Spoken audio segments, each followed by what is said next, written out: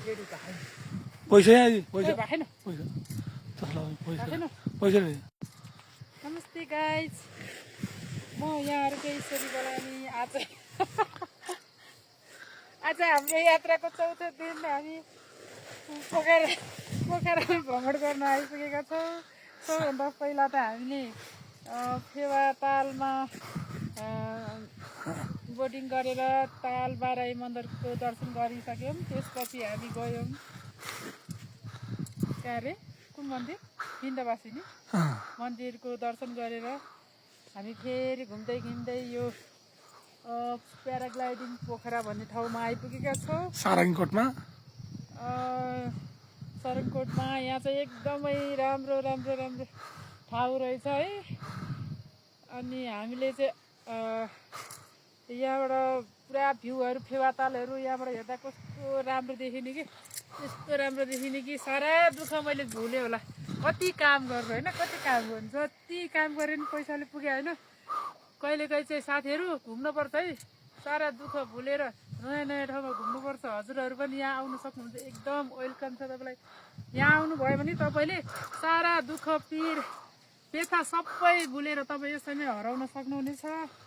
कृपया तपाईँलाई फुर्सद छ भने, फुर्सद आफूले बनाउने हो, यो प्याराग्लाइडिङ पोखरामा आउनुहोस्। यहाँको भ्यूहरू देखेर तपाईँले सबै दुःख भुलेर कहिले यहाँबाट जान नलाग्ने वातावरण रहेछ।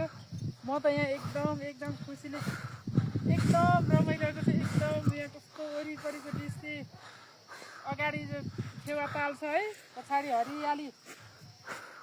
अनि प्याराग्लाइडिङ पोखरा यहाँ भर्खरै चाहिँ यसको टाइम सकिएको छ। हामी अलिकति ढिला भएर त्यो अवसरबाट वञ्चित भयौँ, तर एकदम रमाइलो छ। सबैजनालाई वेलकम है यो ठाउँमा। एकदमै हरियाली, एकदमै कस्तो चिसो स्वच्छ हावा, एकदमै राम्रो। अनि तलतिर हेऱ्यो पोखरा, माथितिर हेऱ्यो यो सैलङको डाँडा, यो जताततै हरियाली एकदम राम्रो छ। यो कसैले प्याराग्लाइडिङ पोखरामा यहाँ हावामा सर्र घुम्नको लागि पनि बिहान 11 बजेदेखि कति बजीसम्म, 3 बजीसम्म खुल्दो रहेछ। हामी अलिकति लेट भयौँ, त्यही भएर हामी चाहिँ यहाँ त्यो अवसरबाट वञ्चित भयो। तपाईँहरू चाहिँ टाइममा आएर इन्जोय गर्न सक्नुहुन्छ।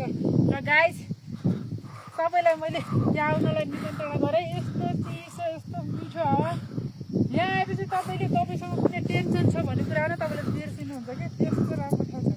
आनन्द, लडीबडी खेल्न मन लाग्ने।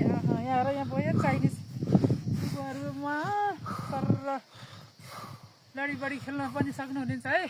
ल, यति भन्दै बाई बाई, सबैजनालाई वेलकम छ यो सैलुङ डाँडामा है, सारङको डाँडामा। प्याराग्लाइडिङ पोखरा भन्ने यहाँ माथिबाट बिहान 11 बजीदेखि 3 बजेदेखि रहेछ सारङकोट सफर गर्ने ठाउँ है। सारङकोट, यो सारङकोटको डाँडामा सबैजना आउनु होला है पोखराको।